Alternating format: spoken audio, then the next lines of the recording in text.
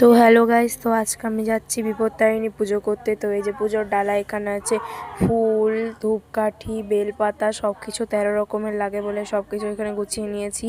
এই যে আমরা এখন পুজো করতে যাব। তো এখন পুজোর মন্দিরে যাব। এইখানে 13 পদের ফল এবং 13 রকমের মিষ্টি আছে। সমস্ত কিছু বাড়ির থেকে আমরা গুছিয়ে নিয়ে যাচ্ছি। এই যে মন্দিরে চলে এসেছি।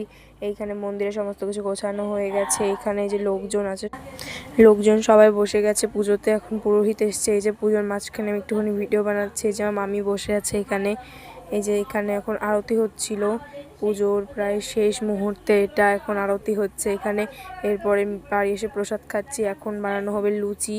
এই পুজো করে ভাত খাওয়া যায় না, ওর জন্য লুচি বানাচ্ছি।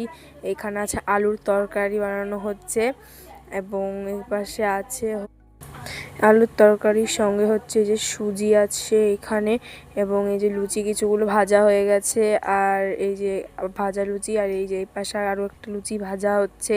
এই যে এখন এতগুলো লুচি আছে ভাজার জন্যে। তো লুচিগুলো ভাজা হয়ে যাক। তো এখন লুচিগুলো ভাজার পরে খাওয়া হবে। এখন এই যে খাচ্ছি লুচি, আলুর তরকারি আর হচ্ছে সুজি, এগুলো এখন খাচ্ছি।